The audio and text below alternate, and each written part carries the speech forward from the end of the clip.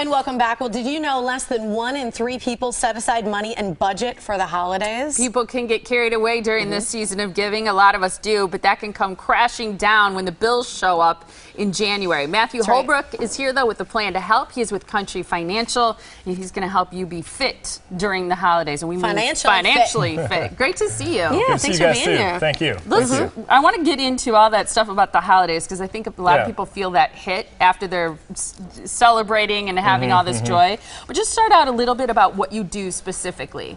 Specifically, I mean, it's different with every client.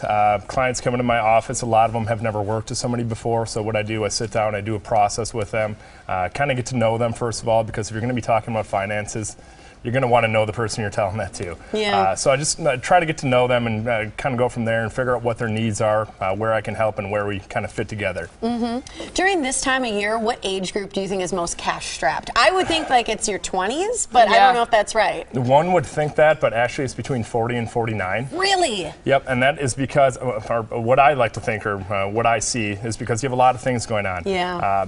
I always give the juxtaposition of a junk drawer in finances. So people have a junk drawer, you have a junk drawer. Yeah, absolutely. Couple. In that thing, you don't know why that stuff is in there. It's not organized. So what I do, I'm more of a junk drawer organizer. I figure out what those things are and try to put them all together and get them a little bit more organized. So that's the same thing with finances are.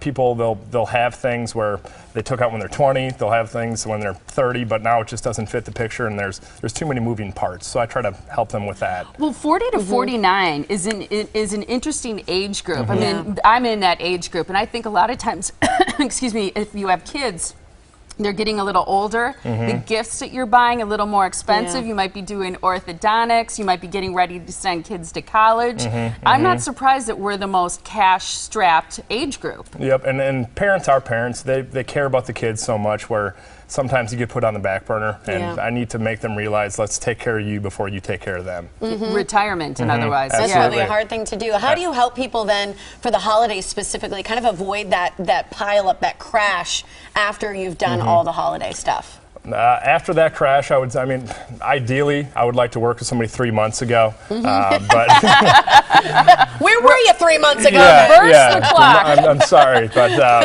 I mean, it's more what is going to happen this month is going to happen. I mean, if people haven't budgeted, the budget's kind of over with. Well, and you gave us this statistic. Only 32% of people say they set aside money in advance of the holidays. So that's about a third of us. And you say something too here in terms of budgeting. It's not just gifts that you're buying. It's the hostess gifts, the babysitter, the dress for your company party, the food, wrapping paper, the food. Yeah, then it's honestly endless. And as long as you can set a number where that fits the budget, that's the biggest thing, because some people, they'll say, I'll pay this next month. I tell a lot of clients, try not to spend tomorrow's money today. You get yourself in credit card debt, and it is hard to get out of.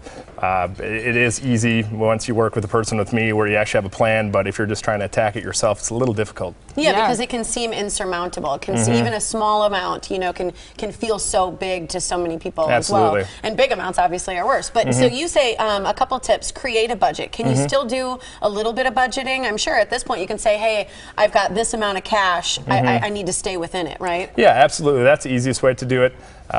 What I have a lot of clients do, I'll have them print out. Everybody puts things on card now. Not a lot of people use cash. No. So I'll have them print out their statements, kind of put everything in categories where they actually find out where that money is going. A lot of clients that I've worked with, even restaurants, they find out, holy cow, I'm spending $2,000 a month on restaurants. Yes. You can reel that in, but it's a hard exercise to do. It really is, but it's more making the client aware of where the money is going. And once we know where the money is going, we can kind of budget and do those things. The budget word, a lot of people don't like, but it's not a fun word. Yeah, but it's key because you got to factor in things like healthcare too, and all of those things. The other thing you say is contribute to an emergency fund. I actually have in my bank, I actually have labeled a fund with that name on it. So when I go to my account online, it says emergency fund. Yeah, so that'd be easy to work with. I have a lot of emergencies apparently. Yeah. So with that, take 2 or 3%, kick that into a side account, name it your emergency fund. A lot of people, what I want them to do when they get those paychecks, take a little portion of that, 10%, 2%, whatever's kind of comfortable at first, and just move it to a different account. If the money's not in the account, you're not going to spend it. It's kind of out of sight, out of mind. And it does help if you do it right away. I think that is a really great idea because you don't see it right away, you don't feel it. The last thing you say, start saving early. Really don't wait to do retirement planning or whatnot, right? Absolutely. I was talking to a 20-year-old the other day where he said, well, I'm kind of young to be doing retirement planning. And I showed them, well, $100 here is the same as doing $1,000 when you're 30, is the same as doing $10,000 when you're 40 per month. So it's the time value of money and kind of how many years you have to let that money grow. The one thing I like about you, Matt, is I feel like there's no question that's dumb. I think you're really easy to talk to, and I think that's the key for people when they're going about their insurance needs, their financial needs, and I know you take care of it all. You're happy to meet with people and talk about their situation. So you can call Matt now. His number is 414-332-2137. It's countryfinancial.com, Matthew Holbrook. So it's /Matthew.Holbrook is where you can find him online.